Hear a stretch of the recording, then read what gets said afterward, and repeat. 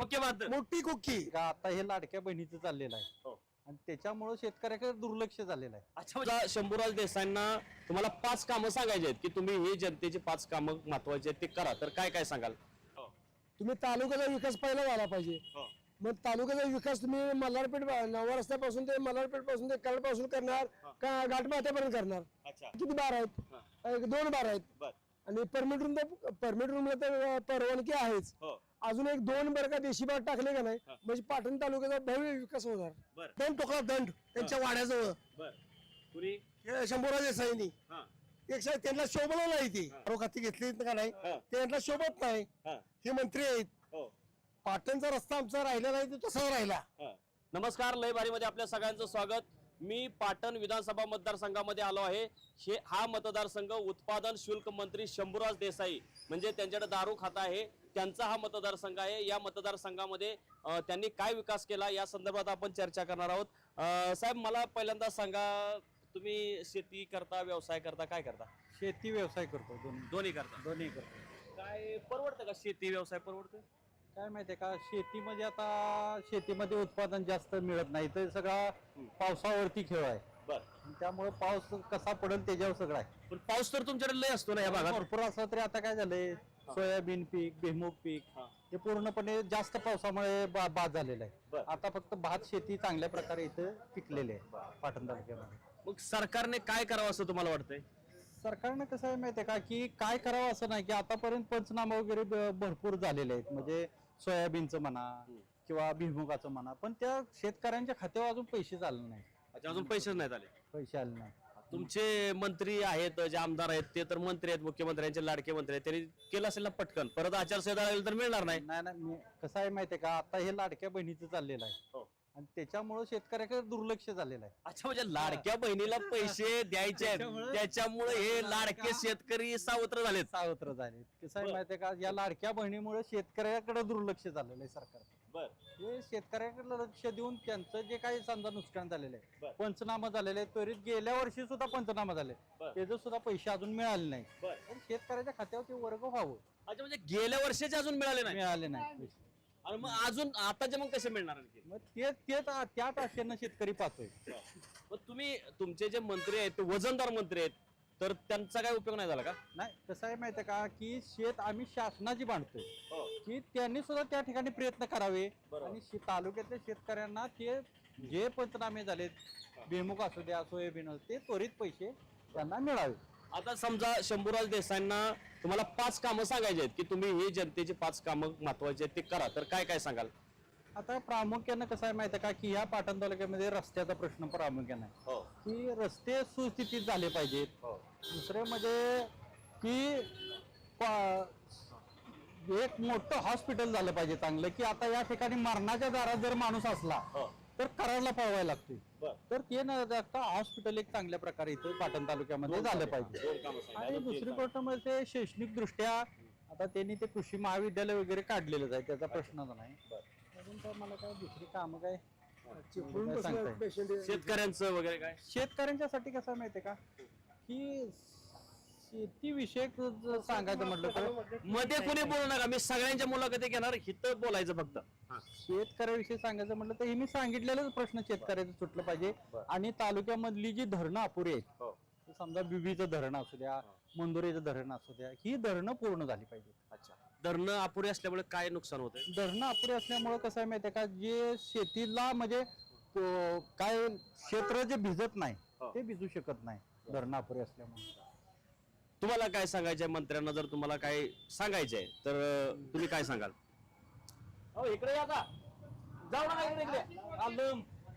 हा, बोला. मला एकच सांगायचं आहे की आपला नवा रस्ता ते घाटमाथ्यापर्यंत आतापर्यंत जी अवस्था दिसते, नवा रस्त्यापासून ते घाटमाथ्यापर्यंत जी अवस्था दिसते, ही अवस्था कशापासून आहे की तुम्ही आमच्याकडे दुर्लक्ष केल्यामुळे ही अवस्था आहे. तुम्ही तालुक्याचा विकास पहिला झाला पाहिजे. मग तालुक्याचा विकास तुम्ही मल्हारपेठ नवा रस्त्यापासून ते मल्हारपेठ पासून ते कराडपासून करणार का घाटमाथ्यापर्यंत करणार? मग हा संपूर्ण विकास एवढा झाला पाहिजे ना, तर लोकांची सेवा होईल ना. अच्छा, म्हणजे घाट माथ्याकडे विकास नाही. नाही पाटण पासून पुढे विकासच नाही ना काय. अच्छा, पाटण पासून पुढे विकास नाही. नाहीच ना. आम्ही म्हणतोय एवढे मोठे मंत्री लय विकास असणार. अहो आहे की विकास, पण आम्हाला आमचं म्हणणं काय माहितीये का, की आता या रस्त्यावर तुम्हाला उभं राहायला जागा नाही इथं. नाही लय गर्दी. हा मग ट्रॅफिक आहे. मग हेच पहिली एवढ्या छोट्या शहरात इतकं ट्रॅफिक कसं? मग हेच पुढे नाही की. ते एसटी स्टँड मध्ये बरेच खड्डे पडलेत. अहो ते पडले तुम्ही बघताय. मग तुम्हाला कळत नाही का, की विचार करा की ह्या रस्त्याने तुम्ही जाताना कसं जाताय. आता सध्या आज सोमवारचा बाजार आहे, बरोबर आहे. सोमवारचा बाजार आहे. आता तुम्हाला रस्त्याने समजा डबल गाडी आली तर माणसांनी चालायचं कुठनं, जायचं कुठनं. मग हा रस्ता जर समजा की आपल्या नव्या रस्त्यापासून हा रस्ता समजा पाठीमागून जसा बंद आला तो जर घाट माथ्यापर्यंत गेला तर चिपळूण जाणारा माणूस कसं जाईल. समजा चिपळूणवर येणारे पेशंट जे असतात गाड्या, त्यांची काय अवस्था होत असेल. रोडला जाताना सगळे खड्डे बिड्डे, त्यांची काय अवस्था होत असेल. पेशंट जगतोय का मरतोय का जाग्याच मरतोय ह्याचं काही कळतच नाही. बाकी राहिलं बाकी मग प्रत्येकाच्या घरीदारी खात असतोय. काही उपाशी कोण मरत नाही की तुम्ही दिल्यानंतर मी खाईन अशातला भाग काहीच नाही. पण निदान कमीत कमी येण्या जाण्याचा रोड तरी व्यवस्थित करून ठेवा. मग बाकीचा विषय विकास करताय का नाही करताय ह्याच्याशी आम्हाला काही घेणं नाही. संपला विषय. आता मला सांगा, तुमचे जे मंत्री आहेत म्हणजे आमदार आहेत ते मंत्री आहेत आणि त्यांच्याकडे दारू खाता आहे, तर दारू खाता आल्यामुळे इकडे काय दारूचा विकास झाला काय, बाटल्या स्वस्त मिळायला लागल्या, बेवडे कमी झाले जास्त झाले, काय झालं? मग एक काम करा की अजून 2-4 बार आणून ठेवा, त्याशिवाय पाटण तालुक्याचा विकास होणार नाही. मध्ये मध्ये फिरू नका. अजून आता किती बार आहेत, 2 बार आहेत आणि परमिट रूमला तर परवानगी आहेच. अजून 1-2 बरं का देशी बार टाकले का नाही म्हणजे पाटण तालुक्याचा भव्य विकास होणार. म्हणजे त्यांच्या काळात काय दारूची दुकानं काय वाढली कमी झाली का, आहे त्याच्यातच प्रगती झाली. ते बाकी नाही झाली. कशाला दारूची दुकान परमिट रूम प्रगती झाली आहे. देशी दारूच्या दुकानामध्ये प्रगती नाही, अजिबात नाही. परमिट रूम मध्ये झाली. परमिट रूम झाली की. माझं तुमचं म्हणणं का अजून झाली पाहिजे का? नाही माझं म्हणणं नाही. माझं म्हणणं नाही. तुमचं म्हणजे तुमचे लाडके मंत्री आहेत ना ते तुमच्या मतदारसंघ. पण तुम्ही सांगा साहेब, काय तुमच्या मंत्री आमदारांना दारू खातं मिळालं, याचा फायदा तुमच्या तालुक्याला तुमच्या मतदारसंघाला काय झाला? काय माहितीये का, जास्त माणसं बिघडली गेली दारूमुळे. हे दारू खाती घेतली का नाही त्यांना शोभत नाही. हे मंत्री आहेत. पाटणचा रस्ता आमचा राहिला नाही तो तसा राहिला, बोंबलत पडला कुठपर्यंत, कोयना घाट माथ्यापर्यंत. अहो पण तुम्हाला माहित आहे का, दारूमुळं शासनाला 25,000 कोटी वर्षाला मिळतात. म्हणजे 25 अडीच वर्ष झाले ना, म्हणजे 50,000 कोटी 60-70 हजार कोटी मिळाले. त्यातले 10-20 कोटी तरी आणले असतील मतदारसंघात. आणले की ते आता वाटणार पैसे. आता दारूचे पैसे आले. दारूचे पैसे आले वाटणार ते वाटणार इलेक्शनला वाटणार. अरे बापरे, इलेक्शनला वाटणार. आणि परत ते काय परवा लाडू वाटले, ऐका की लाडू वाटले, लाडूला भुरी आली. बुरे आले भुरी आले की लाडू पोरांनी मोबाईल मध्ये पोरांनी काढले की भुरी आले लाडू. कुणी वाटले होते ते त्यांच्याच कारखान्याकडनं झाले होते, मंत्र्याचे झाले होते. म्हणजे ते लाडू खाऊन जर डिसिजन लागली असती तर माणसं दवाखान्यात किती दवाखान्यात गेली असती. म्हणजे लाडूची पॅकिंग एवढं बरोबर नाही. दारूचं पॅकिंग कसं असतं? उद्या बघा तुम्हाला तो हर्षद कदम येतात. हर्षद कदम कोण आहेत? हर्षद कदम आपले साधे कार्यकर्ते म्हणजे ते आमदारकीचे लेवलचे आहेत. पण कुठल्या पक्षाचे आहेत? शिवसेना उद्धव ठाकरे. अच्छा, उद्धव ठाकरे गट. ते आता उद्या येणार आहेत, ते आता सगळे काढतील बाहेर. बाबा किती कुट्टीचं काम केलं पाटण तालुक्यात, किती काम केलं. अहो ही कुट्टीशिवाय काय बोलतच नाही.